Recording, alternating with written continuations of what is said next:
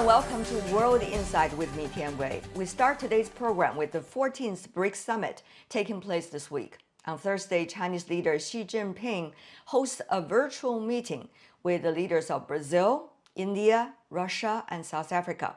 The five emerging economies represent about 42% of the world's population and 1/5 of the global GDP. Under this year's theme of Foster High-quality BRICS Partnership, usher in a new era for global development, how can the bloc help hurdle the world's many challenges?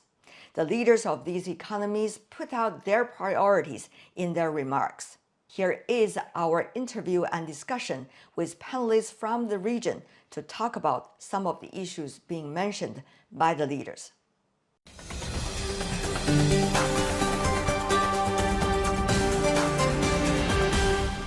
For BRICS Summit in Vancouver, we have Svaran Singh, visiting professor at the Department of Political Science in University of British Columbia. In Shanghai, Zhao Long, professor with the Center for Russian and Central Asian Studies with Shanghai Institute for International Studies. Gentlemen, welcome to the program. Now, Mr. Zhao, the summit is taking place in Beijing. Now, one of the biggest things many are wondering about the BRICS is how is the BRICS going to digest the latest Russian-Ukraine crisis, and what does that mean for the synergy of this group? This year's summit has quite special significance. It was set clearly against a very complex global backdrop that includes the pandemic, includes the geopolitical tension caused by Russia-Ukraine conflict.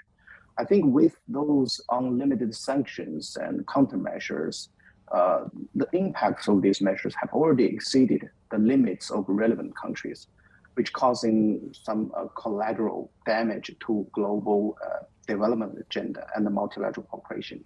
So against this background, developing countries, emerging economies may be the direct victims of energy crisis, food crisis, debt crisis, and humanitarian crisis.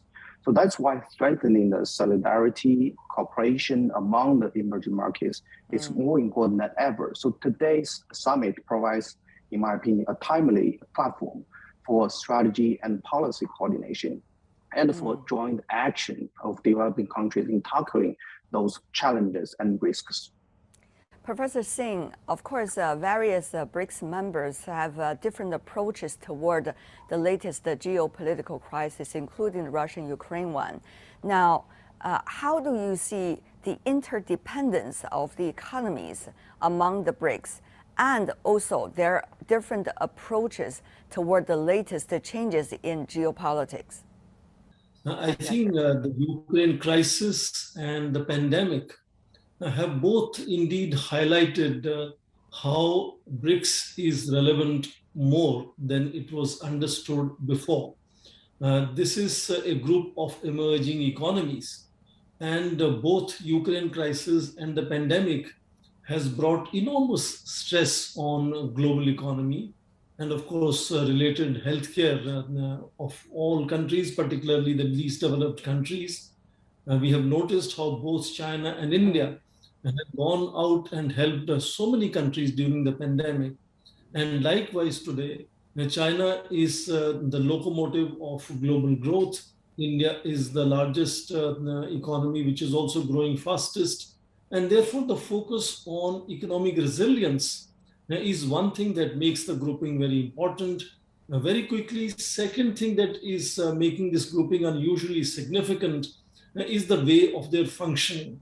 The kind of processes that they have set in stage, the kind of focus they have on multilateralism, on globalization, especially in face of Western countries pursuing protectionism, makes this grouping unusually an important model, I think, to become a kind of a leading player, particularly with expansion. If more emerging economies join BRICS in coming times, this is going to be the leading force in achieving economic resilience and bringing growth back to the fore.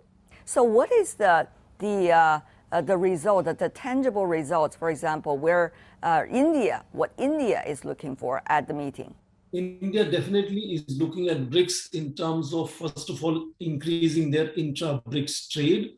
and that would require that they give each other enough market access, that the trades are balanced with each other, that there is enough confidence with each other's economic transactions. And once they are able to strengthen intra-BRICS trade, that should help them to go beyond and then help their relationships, economic relationships with other countries, particularly least developed countries. Professor Zhao, what is China looking for? Well, I think for China, in terms of specific agenda, one of them is implementation of so-called the strengthening supply chain cooperation and joint strategy on food security cooperation. Meanwhile, I think to improve the financial security and to boost so-called immunity against some unilateral sanctions. For example, BRICS countries may explore the expansion of the scope of national currency settlement and the feasibility of implementation of a BRICS pay system. And also they could consider establishment the cross-border payment clearance system and boost the cross-border finance, investment and trade. I think maybe there will be also discussion about the creation so-called independent BRICS rating agency and etc. I think all these could contribute to development of high-quality partnerships and could be discussed during the summit. As an active member of the BRICS, over the years, China has been emphasizing on implementations of the consensus reached at the various BRICS summit.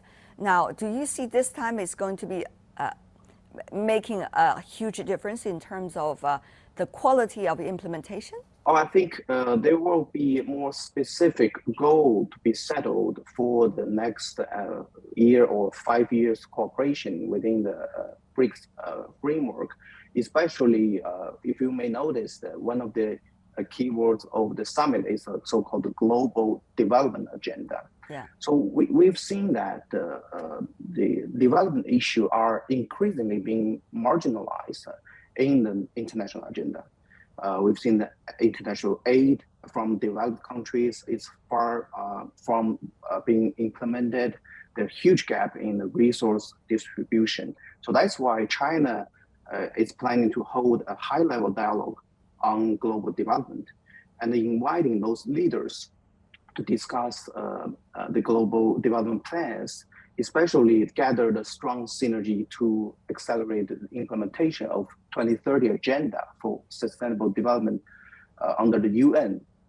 That's why I think China is more focused on the action-oriented, the result-oriented cooperation than the framework building or the strategy building. However, will the BRICS be able to work on these consensus free from geopolitics elsewhere in the world? One could almost see a competing bringing out of mechanisms both from China and the United States in terms of global governance and working with partners in different parts of the world. Now, how do you see, Mr. Zhao, the competing mechanisms and initiatives coming from different parts of the world? Will they be interesting enough for the BRICS members to work, to consult with one another, and also to work out some real consensus for implementation? Well, I think it's a fact that there is some perception of the political figures or public opinion in some countries that the BRICS mechanism is competing with some Western frameworks and is often labeled as the anti-Western organization because of characteristics of its members. But I think from this year's summit, you can see we have promoted more full range of BRICS Plus mechanism by inviting many foreign ministers and representatives from other countries, non-BRICS members. So this shows that we are not setting some kind of a political condition or follow some countries' narrative of democracy versus autocracies dichotomy as criterion of improving the BRICS Plus dialogue. So I think we are trying to improve the connection between the BRICS with, for example, the Eurasian Economic Union, South American Common Market, Southern African Development Community, and etc. And even with ASEAN, there will be some discussions about the cooperation and coordination. So overall, I think of course, there are competitiveness between them, but there are more opportunities for the joint cooperation and to avoid so-called the Cold War mentality or bloc confrontation. Professor Singh?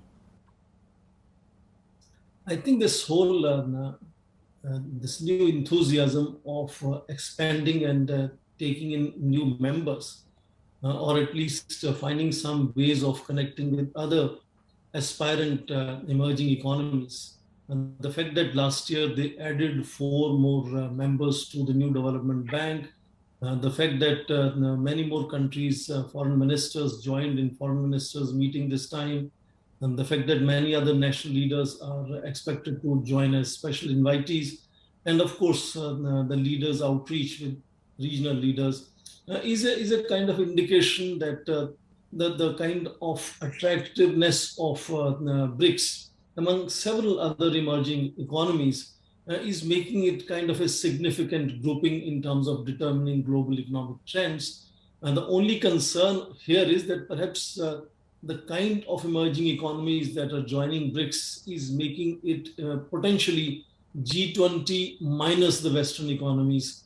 So that kind of dichotomy sometimes gets overemphasized because of Ukraine crisis and the overall emerging divide between Russia, China, India, and some of these countries, and United States and European allies. So in that sense, as we kind of evolve into taking in more members, I think there has to be a kind of a focus on criterion rather than a kind of cherry picking countries one after another.